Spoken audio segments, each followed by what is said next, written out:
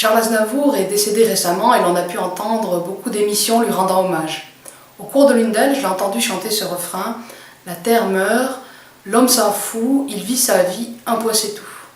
Alors le formidable décalage, en même temps que la grande résonance entre ces paroles et le contexte dans lequel elles étaient chantées, m'ont tout de suite fait penser à une parole de Jésus.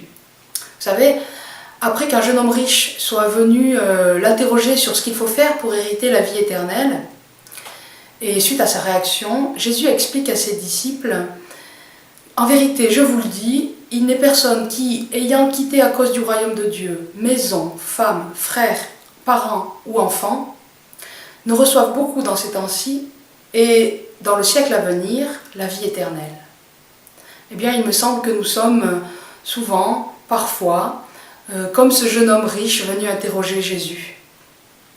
Plein de bonnes intentions, nous faisons ce que nous pensons suffisant pour montrer notre bonne volonté, et nous attendons la récompense. Et voilà qu'on vient nous expliquer que pour profiter de cette récompense, eh bien, il faut changer de vie. Il faut quitter le cocon bien confortable que nous nous étions fabriqués. Il faut bouleverser nos repères, que bref, ce n'est pas la loi qui va nous sauver. Dans la crise écologique que nous vivons, il me semble que notre société tout entière vit ainsi coincée entre l'espérance du salut et l'incapacité à faire les choix nécessaires pour le recevoir pleinement. C'est comme si nous pensions que nous étions incapables de changer, comme si nous ne pensions pas que le salut promis était là, possible, comme si nous ne pensions pas capables d'éviter la catastrophe.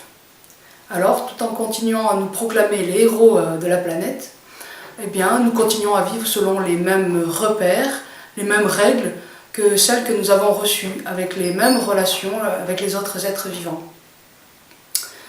Un exemple, eh bien, le grand contournement ouest de Strasbourg, dont la construction vient de démarrer, alors même qu'on est en pleine lutte planétaire pour limiter les émissions de gaz à effet de serre, de CO2.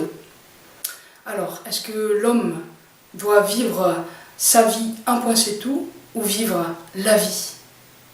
Choisissez la vie.